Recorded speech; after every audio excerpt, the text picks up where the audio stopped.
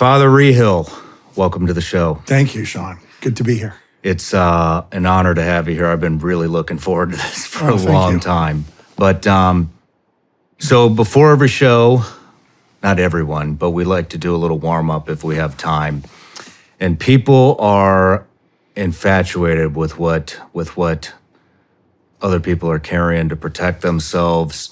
And usually this segment is somebody like me who's been in the military, very familiar around guns. But I thought this would be a very unique opportunity for something different. And you conduct exorcisms in the Middle Tennessee area. And so I thought, I'm fascinated. And I would love to know when you go on an exorcism,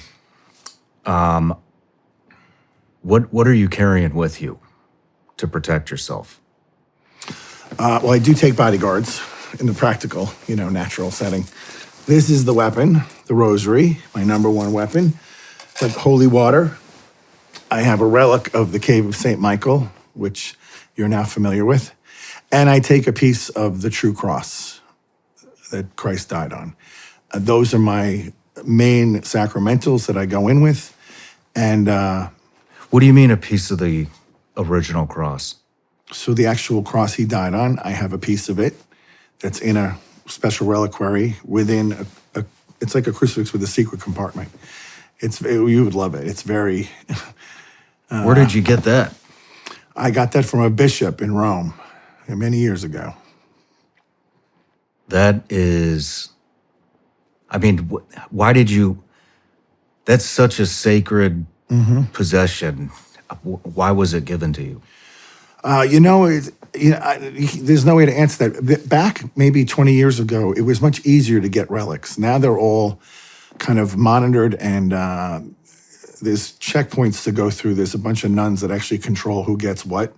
It's very difficult now. That is almost impossible to get unless you're a bishop.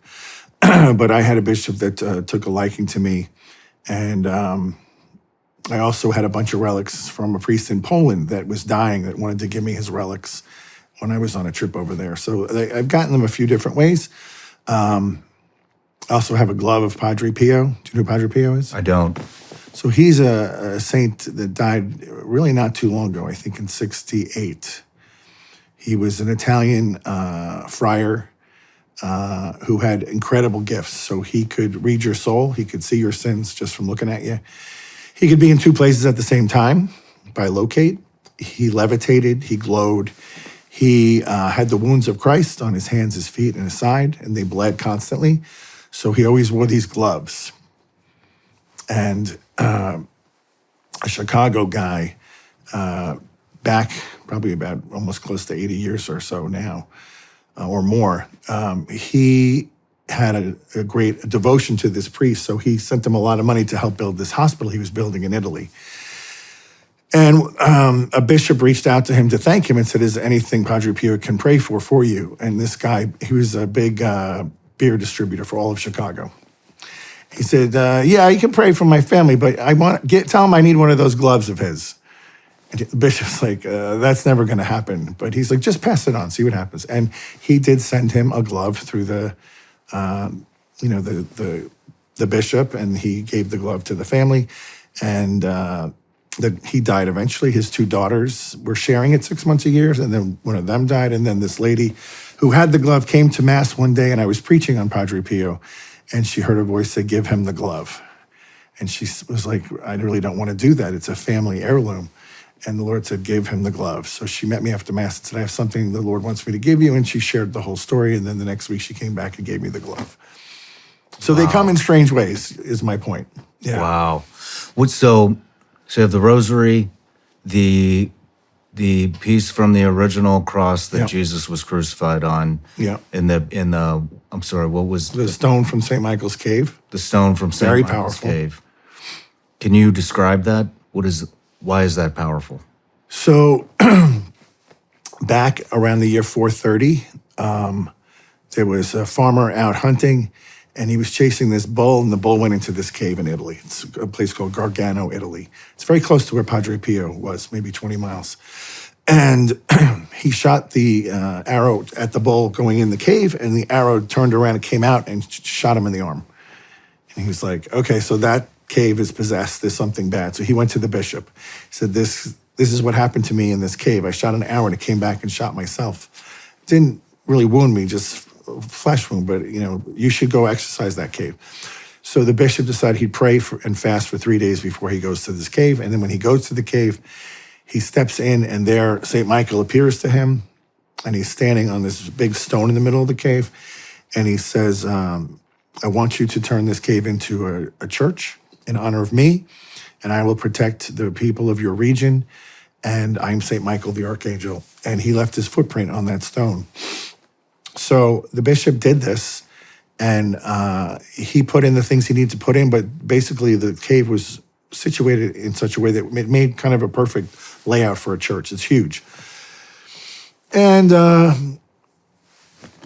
fast forward to the Middle Ages, when the plague came, St. Michael appeared to the bishop of that era and said, tell the people to go to the cave and take a stone. Everybody who has a stone will be protected from the plague, the Black Death. And it was one of the only towns in Italy where nobody got sick.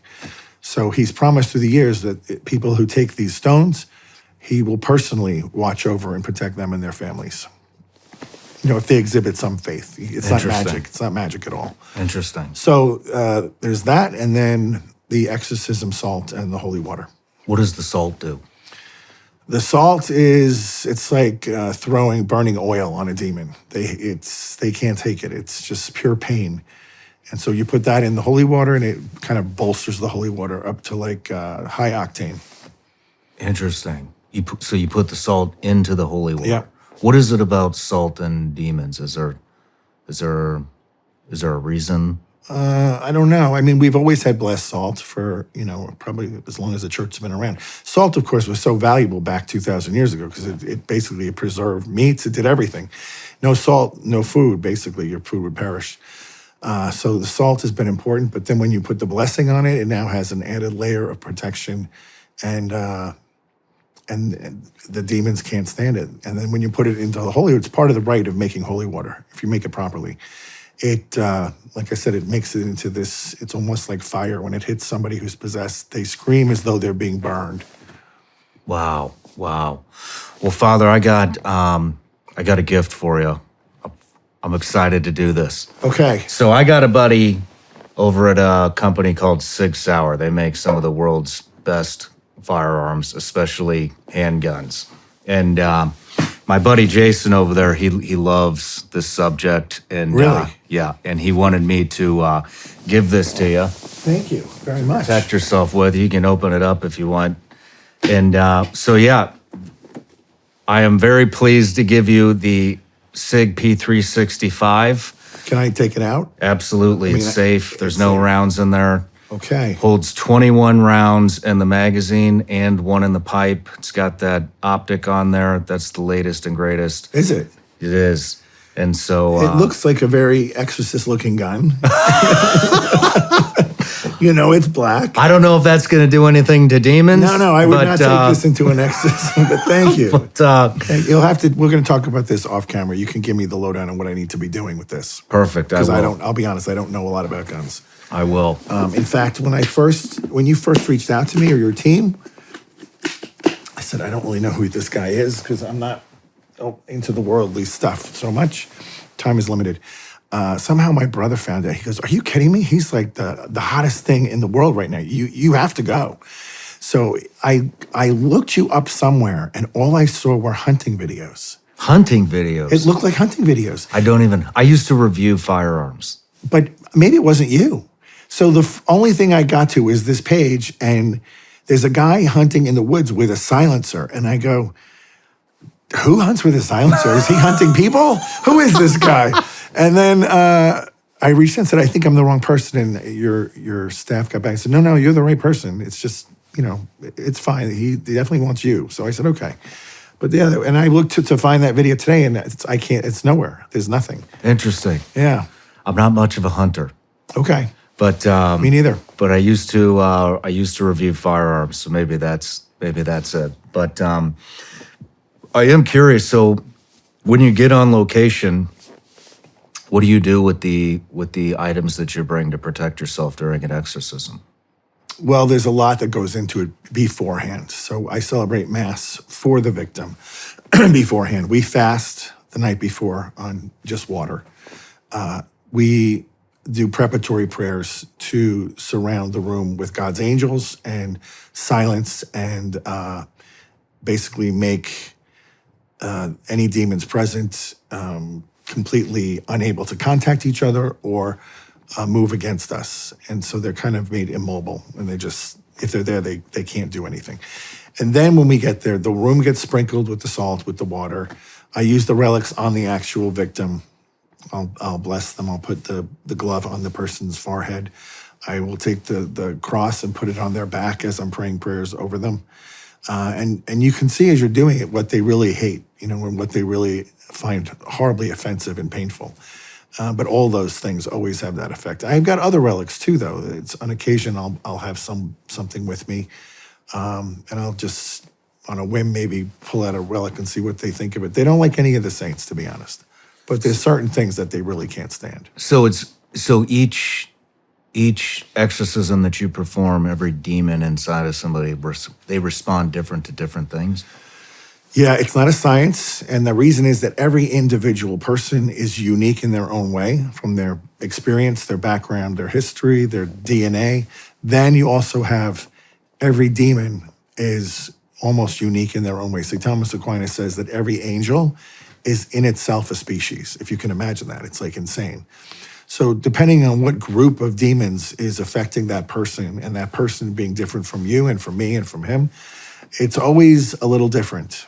But there's also generalities, like they always hate certain things. They don't like, when Our Lady is present, when we feel her presence in the room, that's the most painful part of the exorcism for them. They cannot stand her. Interesting.